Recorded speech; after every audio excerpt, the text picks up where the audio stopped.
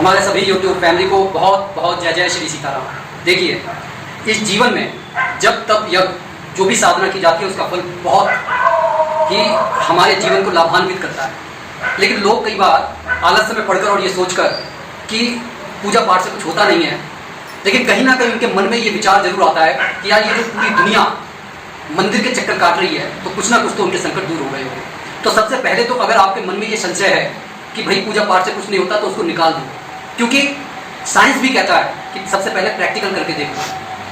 तो सबसे पहले प्रैक्टिकल करो तो सही, प्रैक्टिकल करने के बाद अगर परिणाम ना मिले तो अपनी सोच बदल देना, लेकिन 100% आपकी सोच बदलेगी। जिन लोगों को शनि की 7.5 और ढैया ने परेशान किया हुआ है, इस सावन के महीने में जिन्होंने सावन के महीने में एक जल लोटा भी भगवान भोलेनाथ पर नहीं चढ़ाया है, इस समय जाते हुए इस सावन के महीने का वो लाभ उठा सकते हैं। सिर्फ 8 दिन पूजा करनी है। 8 दिन संकल्प लेकर आप ऐसी पूजा कर लो कि आपके जीवन के जो कई बार बिन बुलाए संकट आ जाते हैं वो दूर हो जाए। क्योंकि कई बार आदमी सुखी होता है, बहुत सुखी होता है, उसे मालूम ही नहीं होता कि भाई कब मेरे पर संकट आ गया, और उस समय वो विचलित हो जाता है, उसका हृदय मतलब कांप उठता है कि आखिर यार ये क्या होगा। तो बिन बुलाए संकट ज्यादातर तभी आते हैं जब हमारी राशियों में शनि, राहु और केतु के कुप्रभाव होते हैं, या फिर कई बार हमारे जो गलत आचरण होते हैं। क्योंकि देखिए, जब हम इस जीवन में रह रहे हैं तो बिना कर्म करे रह नहीं सकते, और हम जानते हुए भी कि कई बार किसी का मजाक उड़ा दिया, कोई हमारे पैरों के नीचे आ गया कोई जीव, तो जाने अनजाने में भी हमारे से कुछ बुरे कर्म हो जाते हैं, जिसका दुष्प्रभाव कम करने की शक्ति या उसे पूरी तरीके से खत्म करने की शक्ति भगवान भोलेनाथ में है। और अगर हम भगवान भोलेनाथ के साथ में न्याय के देवता शनिदेव को प्रसन्न कर लेते हैं तो समझ लीजिए कि सोने पर सुहागा होने वाला है। तो ये जो मैं आपको उपाय बताने जा रहा हूं, ये आपके जीवन में बहुत बड़ा सकारात्मक परिवर्तन कर सकता है।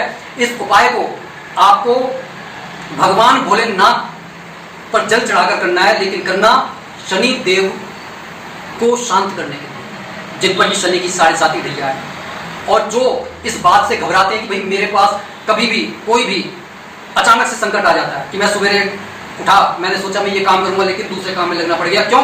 क्योंकि वो एक काम बढ़ गया।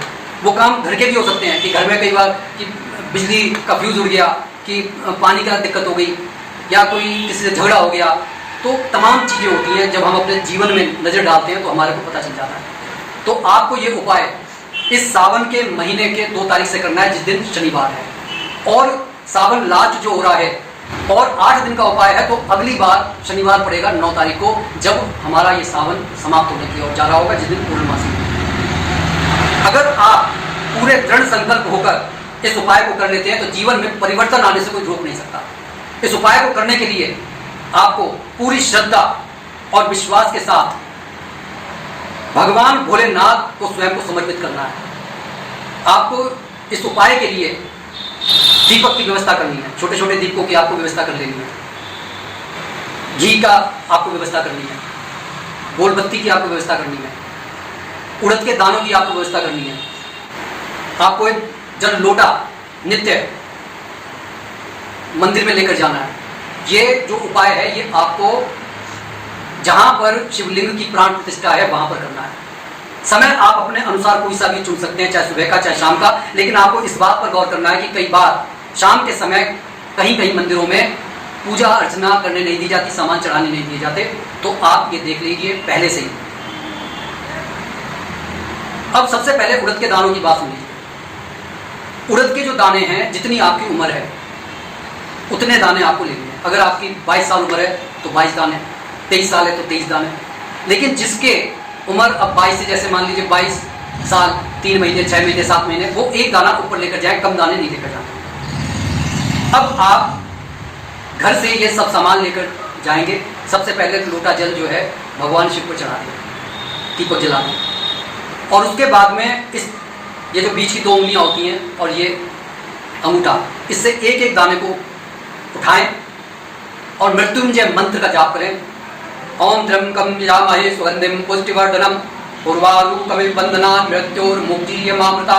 ये कहते हुए वो दाना शिव जी पर रखें। इस तरीके से जितने दाने आपके पास हैं आपको वो बोल दें, उनके सामने बैठिए और आ जाइए।